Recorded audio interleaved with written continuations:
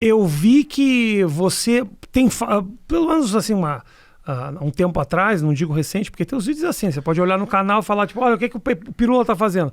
4 vídeos atrás, 4 meses atrás. Exato, ou seja, há 5 anos. É difícil saber o que o Pirula tá pensando através do canal dele.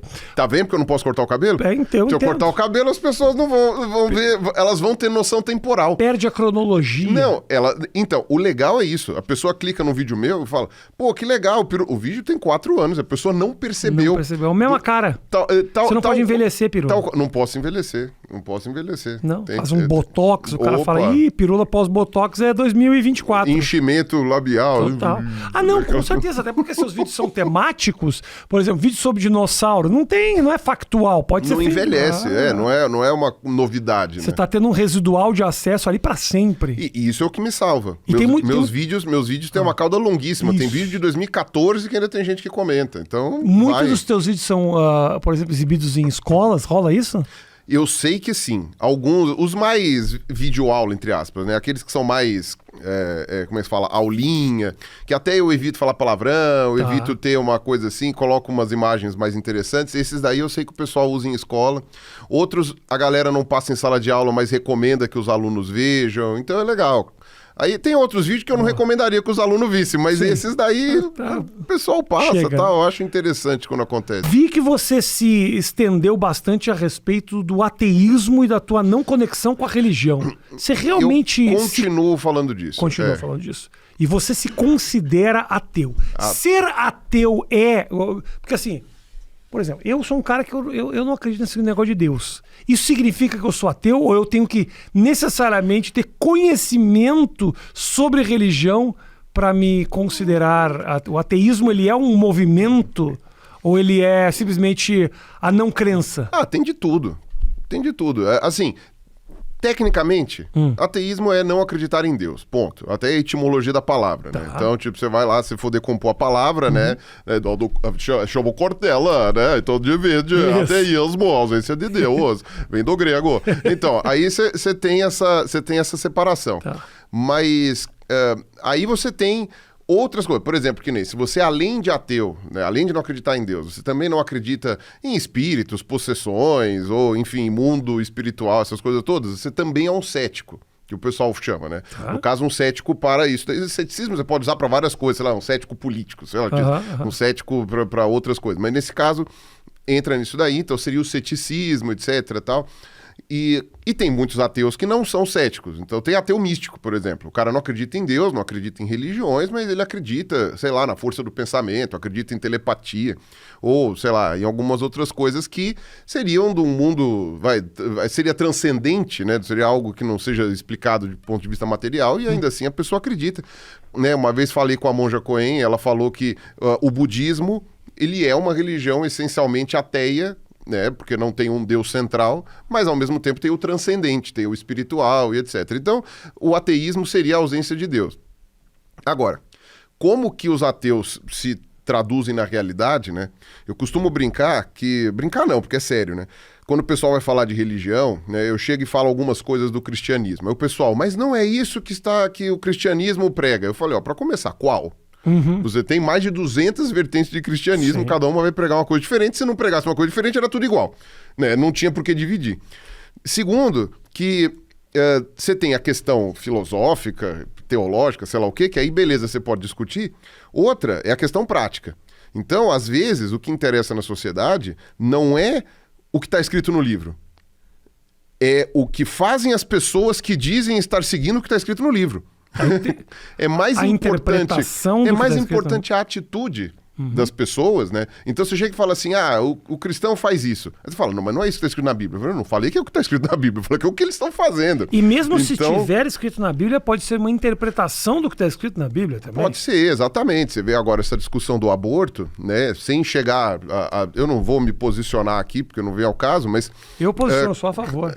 E o Pirula também, porque ele me falou em off. Eu não falei nada em off. O Pirula falou, entrou na sala. O que ele falou quando entrou na sala? Falou isso aí. Que entrou na sala, falou, e aí galera, vamos abortar? Ele não falou isso? Ele falou e falou coisas piores. Coisa pior. Coisa assim, né? Abortar quem já nasceu até. Aborta até os 19 anos. Aborto pra mim até os 19, ele falou. Tá bom, mano. É isso aí. Não, mas obviamente falei isso, né? Claro. Agora, enfim, o pessoal foi atrás e viu que a Bíblia, por exemplo, não fala coisas assertivas sobre a questão do aborto e, inclusive, até falariam algo contrário ao entendimento do indivíduo ser... como se fala, começar na concepção, até porque quem escreveu a Bíblia nem sabia direito como que era a questão da concepção e etc, tal. Tanto é que até isso é principalmente Velho Testamento, né? Os judeus têm um entendimento diferente dessa questão do aborto do que hoje convencionou-se a dos cristãos. E aí o pessoal foi para ver a questão histórica. Até os anos 50, a maioria dos cristãos não estava nem aí para a questão de aborto ou não. Quer dizer, obviamente falava que não era para fazer, mas não era um tema central, não era uma discussão. Foram movimentos políticos, acho que na época do Ronald Reagan, se não me engano, que começaram a levantar isso daí. Então, se você vai olhar o que os cristãos dizem hoje, a maioria esmagadora vai se colocar contrária ao aborto, especialmente no Brasil. É um país religioso, país católico. E eles vão usar justificativas religiosas, só que essas justificativas religiosas não estão no livro, entendeu? Então, por isso que às vezes eu falo, o que importa não é nem necessariamente o que está no livro, e sim o que fazem as pessoas que dizem estar seguindo o que está escrito no livro, entendeu? Do ponto de vista social. Então, os ateus hoje em dia, voltando para a tua pergunta, os ateus hoje em dia, a maioria dos que você vai ver, geralmente falando sobre ateísmo, é porque eles entendem que o ateísmo precisa ser, como é que se fala? Precisa ser discutido ou posto para fora, como se fosse uma saída do armário, alguma coisa assim. Tá. Então, dá a impressão de que o pessoal fala às vezes de, para ser ateu tem que ser militante. Eu falei, não, a maioria dos ateus que eu conheço, você nem fica sabendo que o cara é ateu. Não é um assunto do dia a dia. Pra mim, só aparece quando tô conversando com alguém na frente da câmera.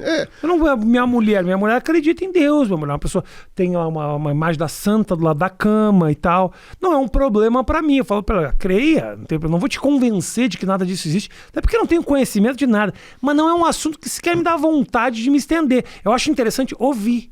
Mas eu não vou tentar convencer ninguém de nada. Porque eu não tenho conhecimento. Ninguém tem, pirula. Não, eu mesmo nunca tento. Assim, eu não tento desconverter ninguém. Às vezes vem pessoas que falam, pirula, virei ateu por tua causa. Aí eu geralmente chego e falo, pera, você já tinha tuas dúvidas e eu posso até ter ajudado a responder umas questões. Mas não venha colocar nas minhas costas, você morre de uma doencinha daqui a 2 meses, mas é culpa do pirula que tirou Deus da minha vida.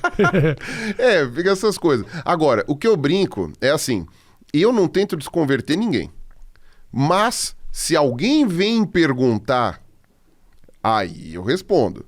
E aí peita a resposta. Tá. Entendeu? Então, tipo assim, se as pessoas estiverem discutindo coisas assim sobre religião, não sei o que, ninguém me perguntou nada, eu tô lá no meu canto, vou fazer minhas coisas e tal. Se a pessoa vier falar, não sei o que... Não, e outra, eu nem tô considerando expressões religiosas, né? Tipo, se alguém fala, vai com Deus, vai com Deus, muito obrigado, amém. Tipo, não vou ficar brigando por causa disso.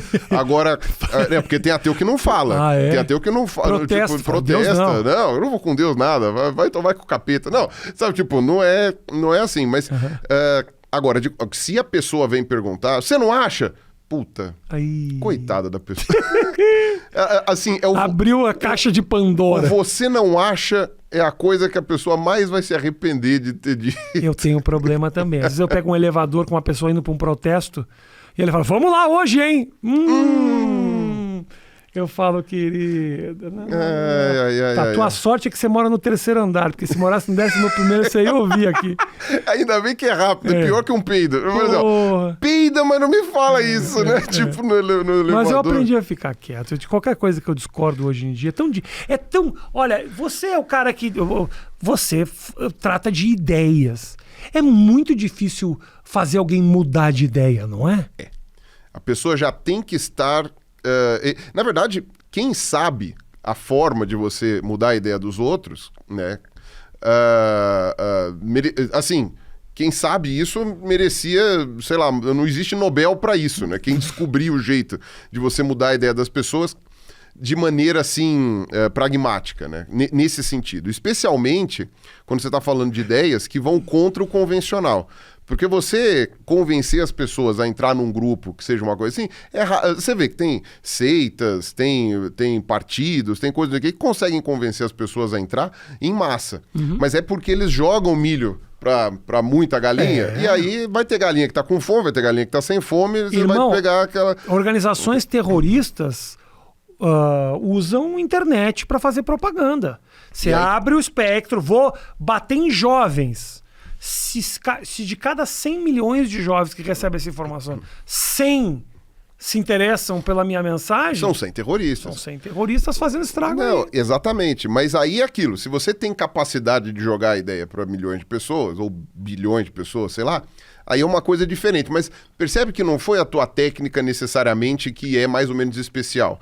É uma coisa que é muito particular daquele indivíduo que você, obviamente, né, chamou atenção. Mas é aquilo. Você deixa um pudim em cima da mesa... Parte das pessoas vão gostar de pudim, parte não vai gostar, você vai saber direitinho quais vão gostar, quais não vão, vendo quem vai atacar o pudim. Então, mas ao mesmo... Excelente uma metáfora, Piru. Gostei, é verdade. E assim, você pode colocar um pudim e um quiabo. E aí você provavelmente mais pessoas vão pegar o pudim do que o quiabo. Bem então, possível. você pode provavelmente colocar ali que a probabilidade de conseguir mais pessoas dando pudim e não quiabo vai facilitar a coisa. Mas... se você chegar pra mim e falar assim, convença o Rafinha. Cara, se alguém descobrir uma técnica pra você convencer uma pessoa específica, cara, mano, essa pessoa merece mais do que o Nobel. Para só um pouquinho. Pirula, existem pessoas...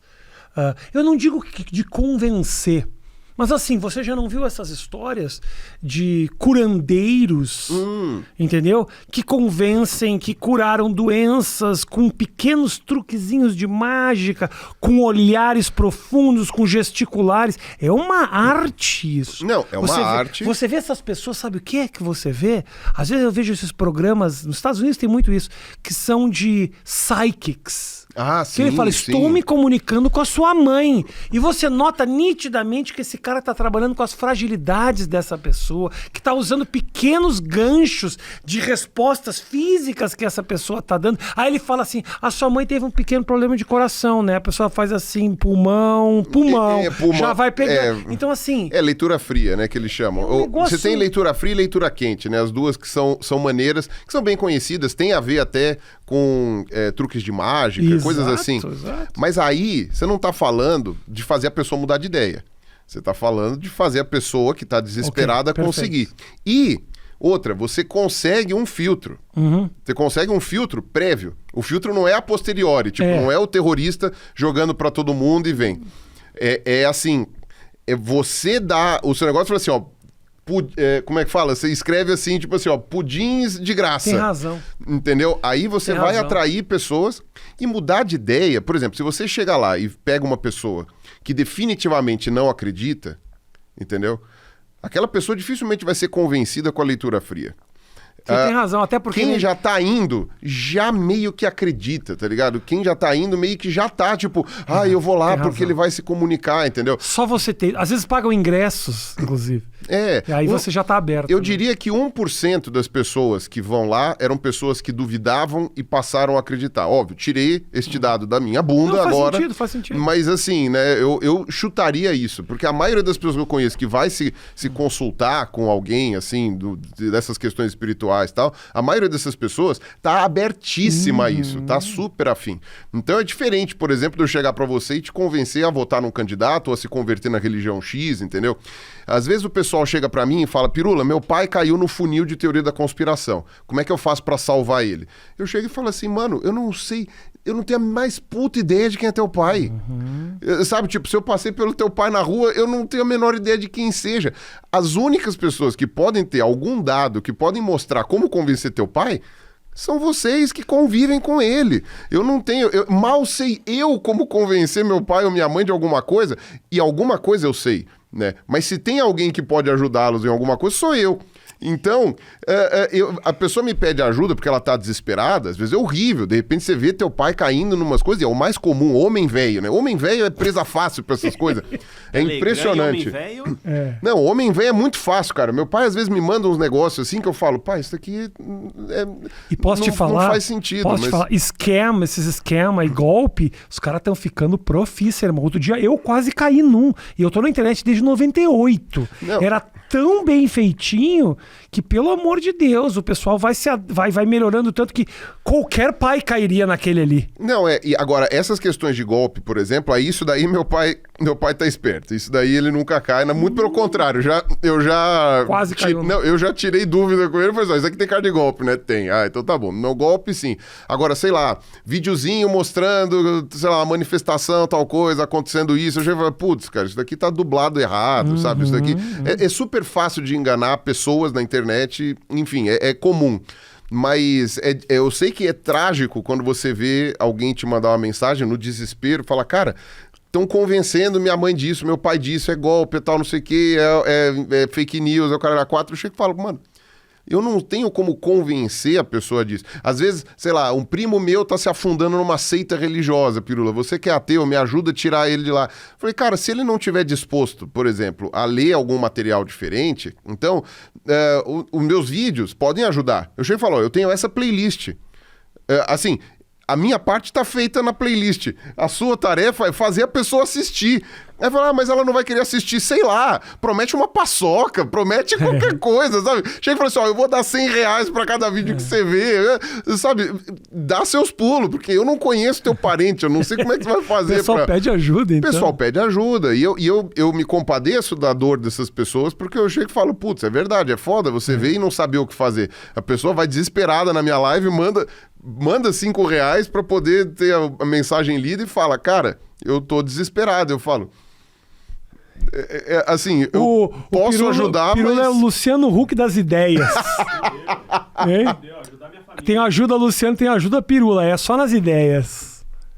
É o que dá pra fazer. Mas, enfim... Mas o que você fala tem total sentido, assim.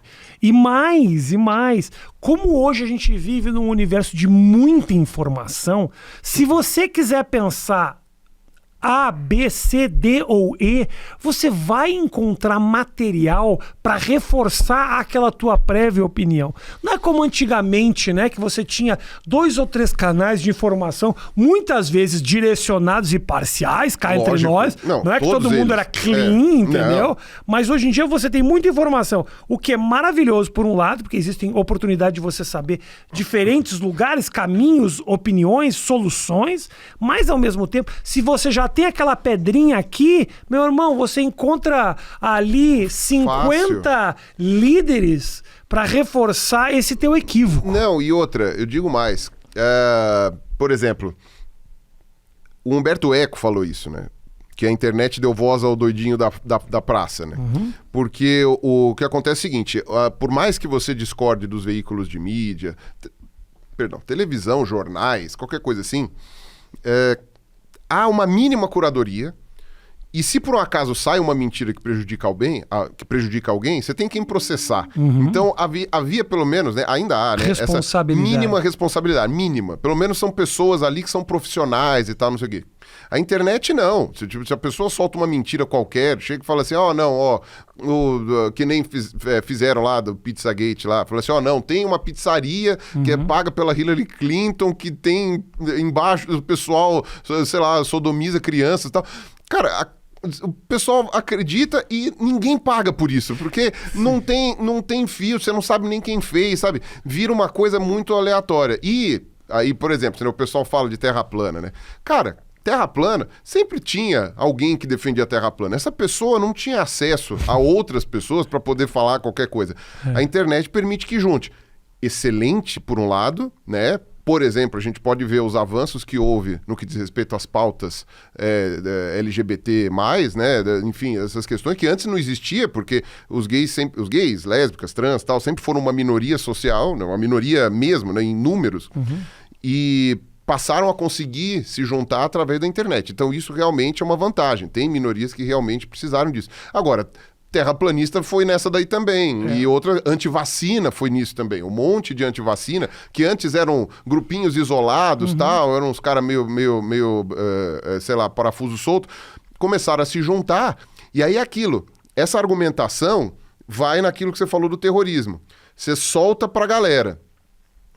Uma porcentagem grande, uma porcentagem X vai aceitar. Então, se para 1 milhão de pessoas que você atingiu, 100 virarem antivacinas e quiserem comprar o teu São 100 mais comentando em tudo que é vídeo do YouTube, Exato. São 100 mais no Instagram, louco. Você solta a galera lá, quem tá propenso a já duvidar da vacina ou não sei o quê, já começa. Aí você pega o relato de uma pessoa que teve um efeito colateral, tal, não sei o quê. Ninguém nunca escondeu que as vacinas iam ter um efeito colateral. Só que esse efeito colateral é 1 para 10 milhões, né? Enquanto que a doença mata, sei lá, 1 a cada 100 mil. Então, pô, vale mais a pena a vacina do que a doença. Mas aí você consegue colocar um foco grande nesse caso quando tem muita gente imbuída em propagar essa mensagem. Exato. Né? Então, acaba virando uma coisa enviesada. Então, você tem realmente esse porém, que no passado, por exemplo, eu falo uma coisa que acontecia comigo, né? Quando eu era moleque, né? E eu não tinha muita fonte de informação, porque não só as informações eram mais difíceis de alcançar, porque estavam só em livros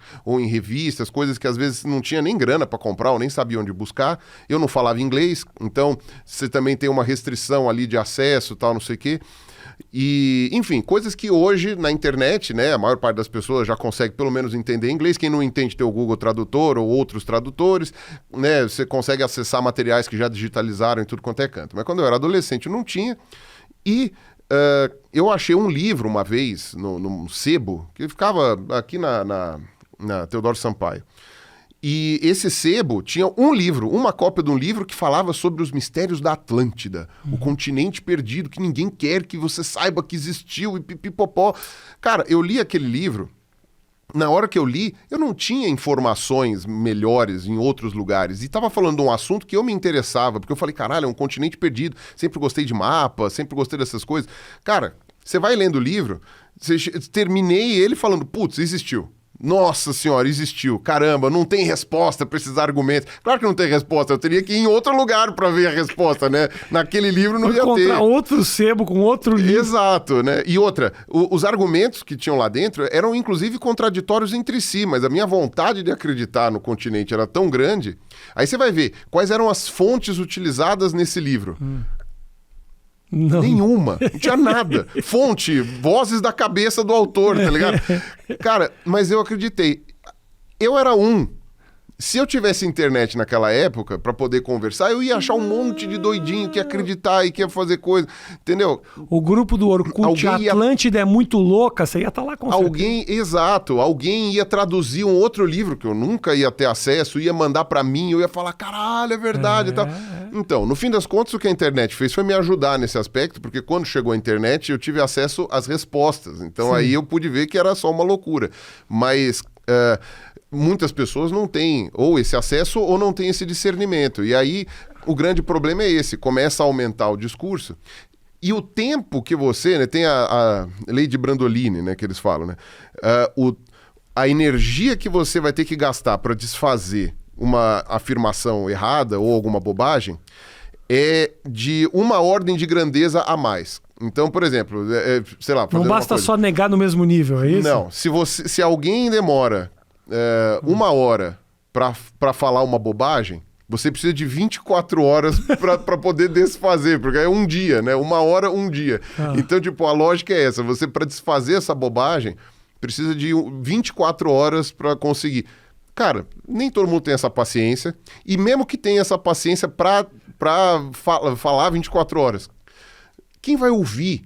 Entendeu? A pessoa que está propensa a acreditar naquela 1 hora de um discurso palatável, um discurso molinho, assim, que não requer grandes leituras, uma linguagem fácil, cara, a pessoa vai se convencer daquilo. Você vai ficar ouvindo 24 horas da outra coisa? Então, às vezes o pessoal chega para mim e fala, ai, Pirula, sei lá, minha irmã é criacionista, ela não acredita em evolução, acredita em Adão e Eva, tal, não sei o quê, mas ela fala que dinossauro é invenção de Illuminati, né? Os caras fazem aquilo de argila.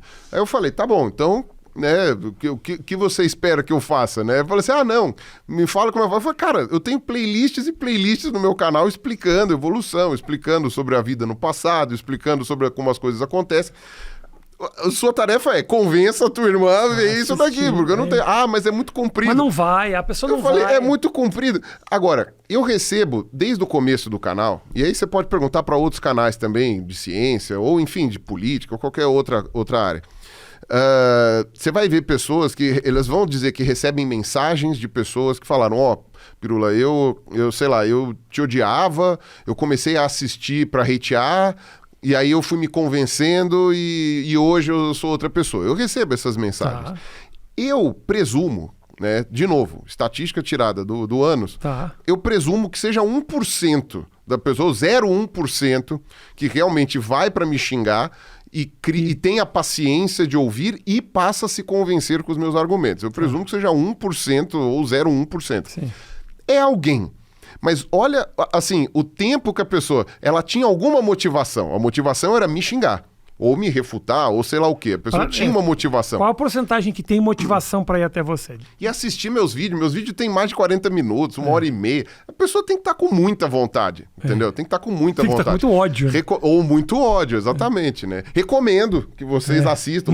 Por favor, percam as suas horas assistindo. Se o view for no ódio, não importa. O AdSense é o mesmo. O AdSense é o mesmo. E essas pessoas depois passam. Tem apoiador, meu. Que já veio me falar, que tipo assim, não, virei apoiador seu, como é que se fala? Pra compensar o tanto que eu falei mal de você no passado, porque, sabe, tipo... Tô te pagando, o arrependimento foi tão grande. Eu tô te pagando por causa disso, eu falo, que bom, né? Assim...